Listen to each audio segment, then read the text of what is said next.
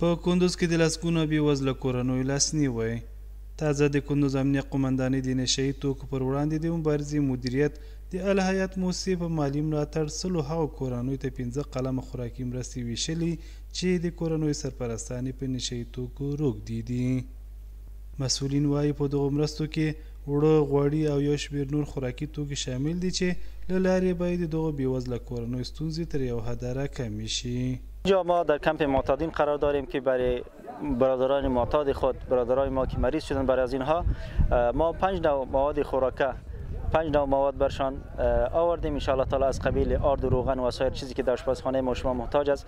ان شاء الله تعالی برای از اینها کمک کردیم. سلو فامیلانو ته د معتادینو پلاس باندې دغه چې یو بوجي وړو او یو تقریبا نیمه بوجي وریجې وي، یو بشکه غوړي وو، دغسې چای او مالګه ورکړل سو. موږ د الحیات د مؤسسې د رئیس صاحب نه نور کارمندانو نه مننه کوو. له دې سره هم مهاله مرسته اخیستونکي کورنۍ د مرستو د ویش په برخه کې د ځایي مسؤلینو هڅې ستایي او له نورو مرستندویو بنسټونو د دا ډول مرستو د دوام غوښتنه کوي. دا دولت نن ګوره ډېر خوشحاله است.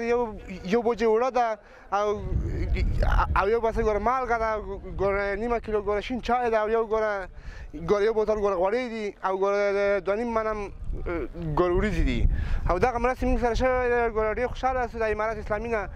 دا په داسې حال کې ده چې د اسلامي امارت له واکمنېدو را په دې خوا نه یوازې د متادینو له کورنیو سره بېلابېلې مرستې شوي، بلکې د ټول هیواد په کچه زرګونه هغه کسان چې له پخوا څخه په نشه یي توکو روږدي وو تر بشپړې درملنې وروسته خپلو کورنیو ته روغ رمټ سپارل شوي دي.